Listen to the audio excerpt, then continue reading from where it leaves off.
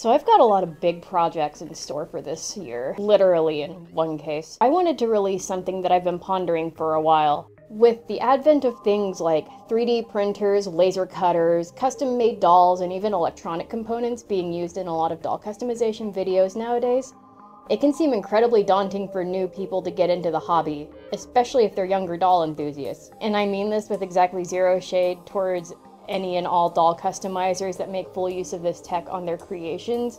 Their creations are beautiful and they are absolutely worth all of the attention they receive. But with that being said, it's okay to start off with the bare necessities when you're first getting into the hobby. And that's why I wanted to bring you this doll customization for beginners by a relative beginner video. And I say relative beginner because while I've been following this hobby for a long time, for various reasons I've only been doing this myself consistently for about a year. So I am by no means an expert and I'm still learning myself. And I know that a lot of the bigger channels have videos just like these, but just like there are 11 billion videos detailing how to draw an anime girl, how to knit a scarf, or how to bake a chocolate cake, I think additional perspective on doll customization is valuable for anybody wanting to get started. So whether you're customizing for the first time or if you're just learning along with me, welcome. If you find any of my advice helpful for any of your projects, tag me on any of my socials and use the hashtag noodletootorials so that I can see. Because I want to see, I just want to see. Without further ado, let's get started. It goes without saying, but if you want to customize a doll, you'll need a doll. Playline dolls are widely available and come in a variety of styles and aesthetics. Specialty dolls like Pull-Up, Blythe, Harmonia Humming, Smart Doll, or the many flavors of ball-jointed doll are generally available online, unless you're lucky enough to live near a physical retailer. With the sheer amount of options available, the possibilities are truly endless. For the sake of simplicity, I'll stick to Playline dolls here, but I encourage you to experiment and see what you like best. Buying new in-box dolls or purchasing secondhand is completely up to personal preference. I have a variety of both in my stock box. Some also practice on Dollar Tree dolls, that's perfectly acceptable too. For this series of videos, I'll use this Cuckoo Harajuku doll from my stock box as my guinea pig. Now that you have your base, you can really get started. If you're giving your doll a new face, you'll need acetone, Q-tips, and cotton pads to remove the factory paint. You'll want 100% acetone here rather than nail polish remover with acetone. It'll make stripping the factory paint much faster and easier. Acetone nail polish remover is widely available pretty much anywhere and generally isn't expensive, especially if you buy the generic brand. You can also get acetone at hardware stores where it comes in much larger containers and is generally more cost efficient. If you're planning on giving your doll a new coiffure, you'll need some sharp scissors to remove the factory hair. I like using a regular pair to lop up most of the hair, and then smaller thread scissors to cut closer to the scalp. You don't need anything fancy to remove the stubble and glue from inside the head. I like to scrape the inside with a chopstick and then pull everything out with some needle nose pliers. There are no shortage of options when it comes to giving your doll some new hair. Acrylic yarn is an easily accessible, inexpensive, and long-lasting material that creates beautifully soft doll hair in a rainbow of colors and a variety of textures. It's also really handy for short hairstyles, braided or dreaded styles, or hairstyles that require a very specific shape. It's my go-to for most of my projects. Synthetic fibers like nylon, saran, and kanekalon are also great. I have a bunch of colors from the Doll Planet, Restore Doll, and Retro Dolls US, but you can also use fibers from beauty supply stores or from cosplay wigs. Shimmerlocks and the Doll Hair Emporium are other popular online retailers for doll hair. Craft stores also sell doll hair, but they tend to be quite limited in their options. Some artists also swear by natural fibers like alpaca, mohair, or merino wool. I personally don't like using animal materials in my work, but this is also a valid option if you want soft, natural-looking doll hair and don't mind using these materials. If you're planning on rerouting your doll, you'll need a reroute tool.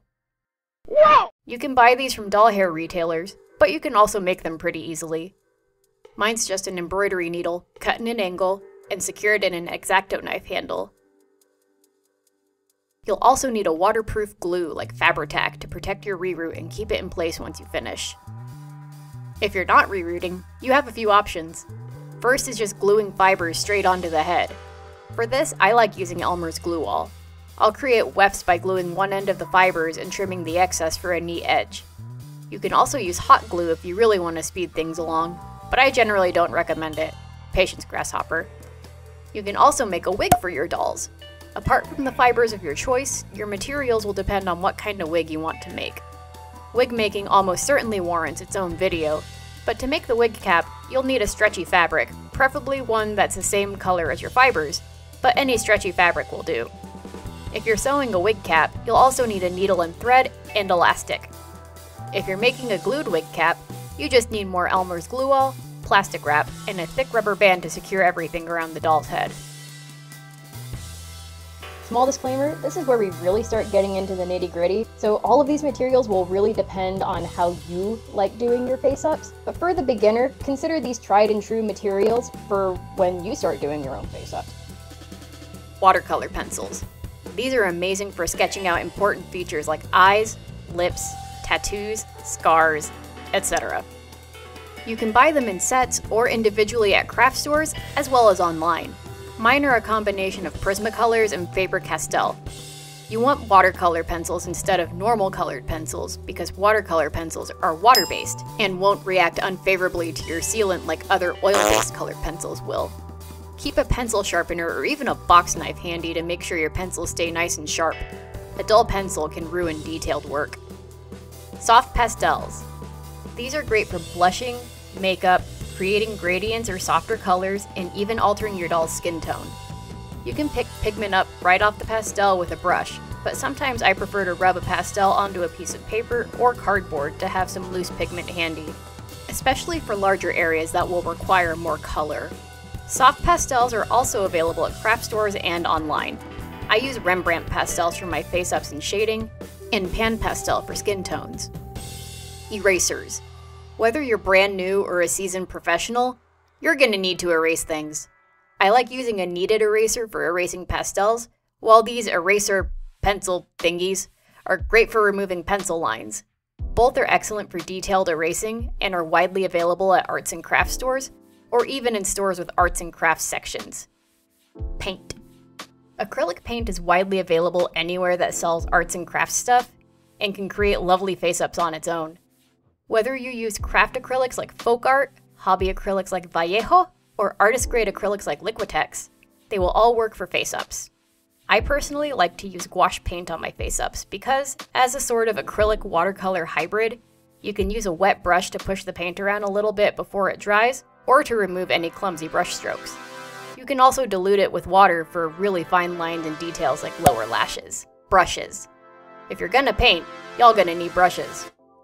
You'll need fine brushes for small details. Regular artist paint brushes are sufficient here, but nail art brushes work well too.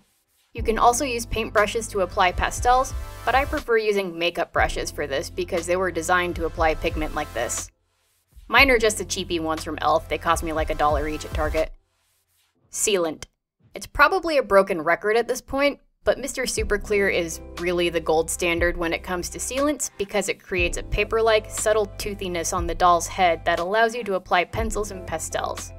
It comes in a variety of finishes, but if you want your pencils and pastels to stick, you need a matte or a flat finish for each layer. It's most commonly available online, but you may also be able to find it at local hobby stores like Hobbytown if you're in the US. However, some artists use Liquitex matte varnish applied with an airbrush as their sealant of choice. You can also apply it with a makeup sponge. I've done a face-up this way before. But if you touch the doll's face once everything's done and dried, it may have a very noticeable texture to it, especially if your face-up has a lot of layers like mine did. Ugh. A respirator. Like that one ex that just won't leave you the fuck alone, Mr. Super Clear is toxic AF. You don't want to inhale it while you're sealing a doll, and you don't want anyone else to either. This is where a respirator comes in. It allows you to breathe freely as you spray while protecting your lungs from the sealant's toxicity. These are widely available at hardware stores. Just make sure you get one that's certified against vapors or aerosols. Gloves.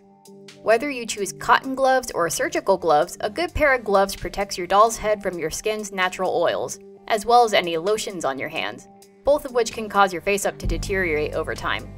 Surgical gloves are widely available in grocery stores and pharmacies, typically right next to the first aid kits, as well as in beauty supply stores. I got mine in bulk at Costco. Cotton gloves can also be purchased at beauty supply stores, as well as pharmacies like Walgreens. Whether you choose to sew everything yourself, enlist in the skills of somebody else, or reuse factory-made clothes and shoes for your creations, this is entirely up to personal preference. Learning how to make doll clothes will afford you the greatest degree of flexibility here, but it's absolutely okay to enlist in the skills of somebody else if you're not yet confident in your abilities to sew. Or if you just don't want to learn, that's fine too. You do you, boo. The materials you'll need for sewing your own outfits will vary from project to project, and getting started with that is another beast entirely, so that is also likely best saved for its own video. But at its very basics, you only need fabric, a needle and thread, pins, and a good pair of scissors to start sewing. An iron is highly recommended too. Depending on the doll's sizes, factory clothes and shoes can often be used across different brands and even styles. G1 and 2 Monster High ghouls can wear the same clothing as Ever After High. Male Monster High and Ever After High dolls fit into BTS clothes and shoes. G3 ghouls can wear many of the same clothes and shoes as Rainbow High, etc. Online, there is no shortage of clothing patterns to work with for Playline dolls. Etsy has a wealth of patterns to choose from for both Playline and specialty dolls, even some from well-known doll artists like Delightful. I've also used quite a few patterns from Moonlight Jewel's pattern books. Both are amazing for creating custom Monster High or Ever After High clothes. Outside of those two lines, Rad Doll Clothes, formerly DG Requiem, offers a dizzying variety of patterns for both Playline and specialty dolls, as well as a lot of resources and tutorials for beginners. With doll customization, there are some materials that are good to have around, but are not 100% vital to the process when you're first starting out. Some of these include a 2-part sculpting medium, such as Epoxy Sculpt or Milliput. This is helpful if you plan on modifying your doll or making props. After mixing equal amounts of parts A and B, these putties cure over time rather than relying on heat to cure like polymer clay does. They're also quite strong, waterproof, can be sanded, drilled, and carved, and are resistant to damage, like falling off a shelf or being dropped by clumsy hands. Or a cat. Make sure you wear gloves while you work with it to avoid irritating your skin. Gloss varnish for adding shine to areas like the eyes or lips. An X-Acto knife for cutting stuff. Duh. Sandpaper for sanding stuff, like sculpting medium. A strong glue. Whether it's to add to your doll or fix a broken component, glue is extremely useful. Each glue has different utilities, so I have a few different kinds, from E6000 and super glue to 2-part epoxy glue. Here is our definitive list of materials you'll need to get started with doll customization. Once again, a lot of materials are up to personal preference, so this can change depending on how you choose to create.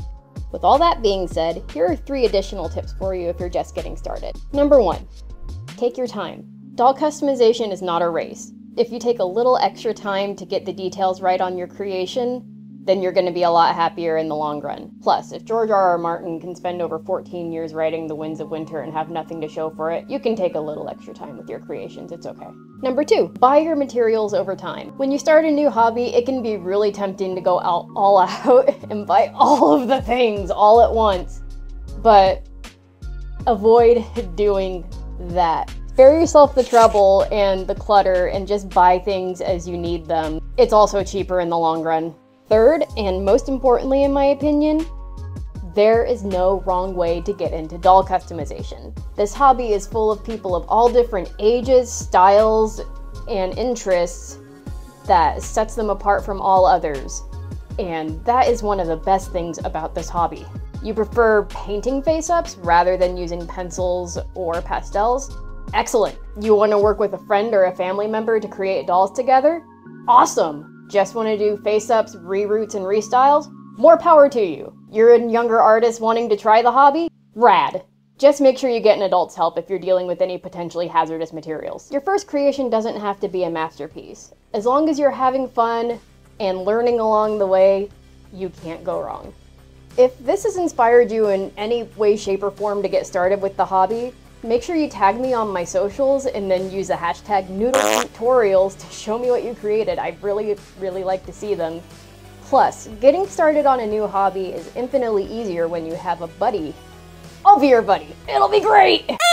Let me know down in the comments if you want me to create dedicated videos to any parts of the process that haven't been outlined here, or for parts like wig making or sewing clothing. Make sure you stay tuned for part 2 of this series where I go over the basics of doing your first face up. Thanks again for watching, my dudes, and I'll see you next time.